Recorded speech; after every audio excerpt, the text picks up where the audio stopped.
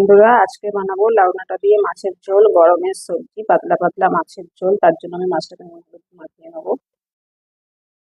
কড়াইয়ে সর্ষের তেল গরম বসিয়ে দিয়েছি, মাছগুলো দিয়ে দেবো। ভাজা আমার হয়ে গেছে, এই তেলেই আমি এখন সবজিগুলো ভেজে নেবো।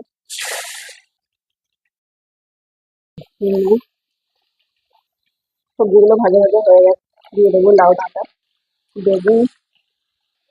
2 মিনিট নাড়াচাড়া করে দিয়ে দিচ্ছি কচি পাতা, দিয়ে দেবো নুন, হলুদ, দিয়ে দেবো কেটে রাখা পেঁয়াজ, কাঁচা লঙ্কা, দিয়ে দিচ্ছি আদা, হলুদ গুঁড়ো, লঙ্কা গুঁড়ো, জিরে গুঁড়ো, ভেজে রাখা সবজি, দিয়ে দিচ্ছি জল, ঢেকে 5 মিনিট সেদ্ধ করে দিয়ে দেবো সর্ষে পোস্ত বাটা। মাছ 2 মিনিট ফুটিয়ে নেবো। মাছের ঝোল আমার রেডি। ভালো লাগলে আমার এই ছোট্ট চ্যানেলটি